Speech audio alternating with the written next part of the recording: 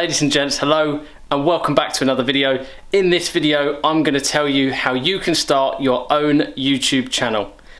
Okay, I've been working like 3 jobs. Probably why I never see ya. Probably why I never have time for the fake friends I won't be ya.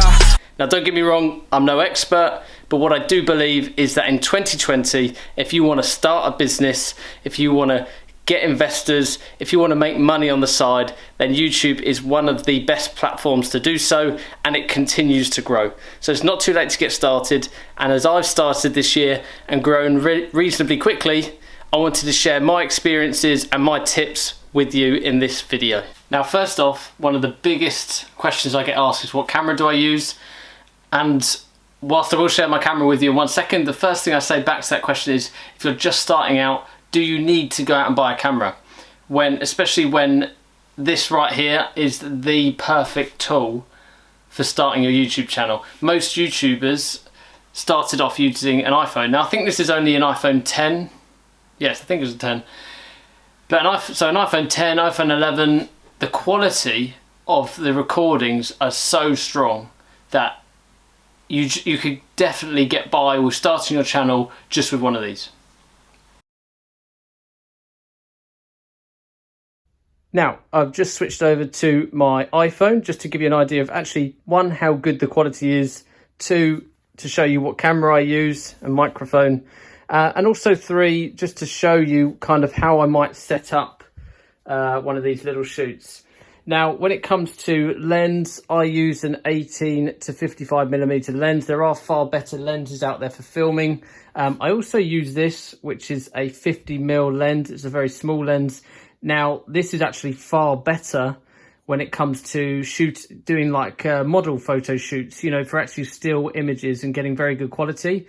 However, because I'm filming a lot, I now switch over to this one, which is the 18 to 55mm.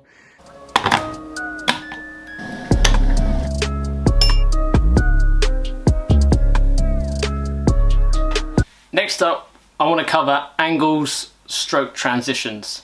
As I've sort of got to know making videos a bit more, editing a bit more, I've really come to realise the importance of a good transition between scene, or perhaps offering a really good angle with the camera to make it a bit arty, a bit YouTubey. So as I've come to make more videos, I've really come to appreciate how effective it can be to use a transition or a few different angles, little clips, just to break up the video, perhaps change of scene, rather than just doing 10 minutes straight talking to the camera. Because even though you're putting across some really important information or something that's really of value to the audience, if you just sit there for 10 minutes, you are going to start to lose people. So by adding in a few transitions or a change of scenery, you can keep your engagement, you can keep the video interesting. And that's my next tip, really.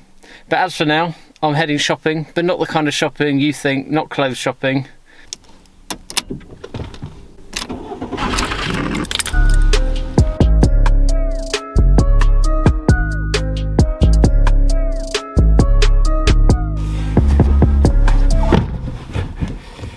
So those last couple of little clips were just filmed within B&Q. I just went in and had a look for a new shower unit, and also just picked up a couple of little caps that I needed.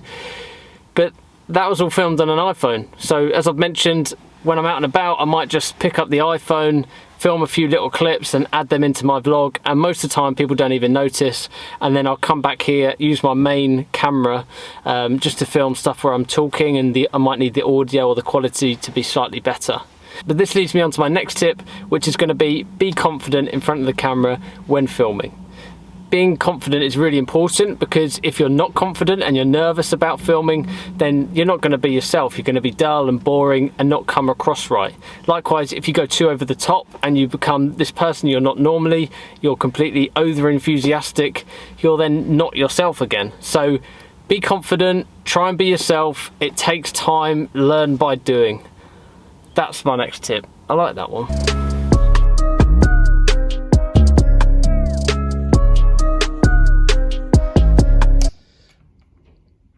Well, here we go, folks. I've finally upgraded.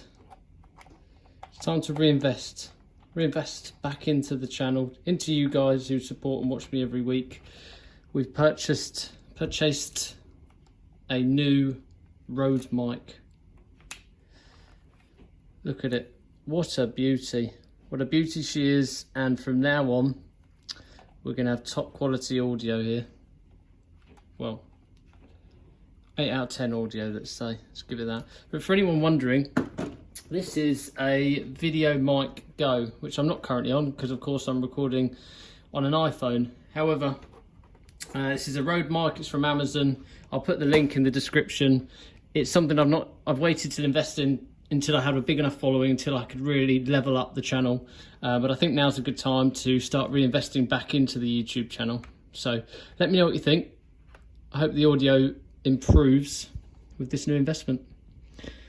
Now, admittedly, audio has never been the best part of my videos. However, it's something that I'm continuously reviewing. And for example, getting this microphone is me investing into the channel and trying to make that improvement, and I will continue to monitor it.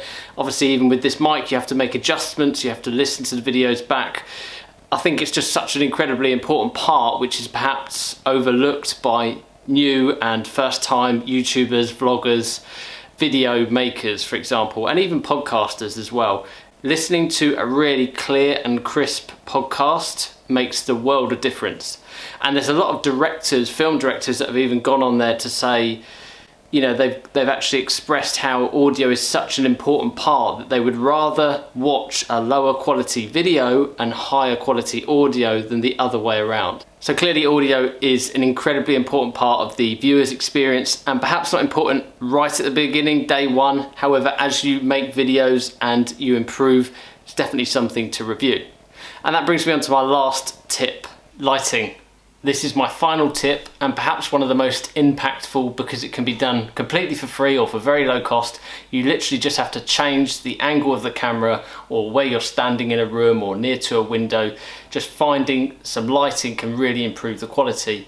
For example, me just opening this door allows that extra bit of light to come into my face and improve the quality of this clip.